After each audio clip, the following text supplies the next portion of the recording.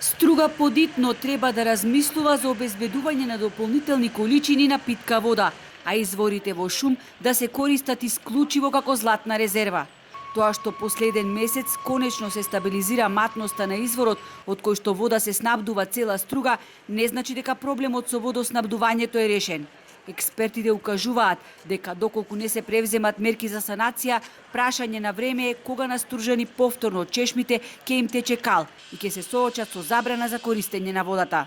Да го изолираме тој дел каде што сега брзо водата, атмосферската вода продира и има релација со подземните води така натаму.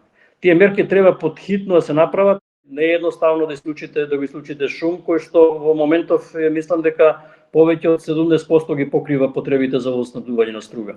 Со таа количина на вода, 50.000 население, со вакви загуби на вода во системот, ние треба да имаме јасно дефинирани рестрикции за водоснабдувањето. Градежниот и комунален отпад, кој представуваше сериозна опасност за загадување на подземната вода, е исчистен, но ресторанот со тоалети и септичка јама, изграден во строго забранета зона, се уште работи. Згора на се, со сомнителен квалитет се изворите од Горна Белица, кои исто така се користат за водоснабдување. Извориштето таму е доградувано од 1996 до 2010 година. Има 4 каптажи за вода, која со договор за јавно-приватно партнерство се користи за производство на електрична енергија, појаснува Пеливановски.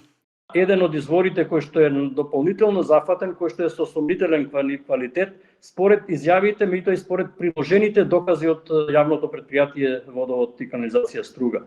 Ако е таква вистина состојбата, треба на некој начин тоа да се провери и веднаш таквиот извор кој што има сомнителен квалитет да биде исклучен од системот за водоснабдување на Струга. Професорот сугерира да се искористат изворите на Голема река, кои се наоѓаат на планината Караорман, бидејќи се со одличен квалитет и целосно ќе ги задоволат потребите од водоснабдување на Стружани.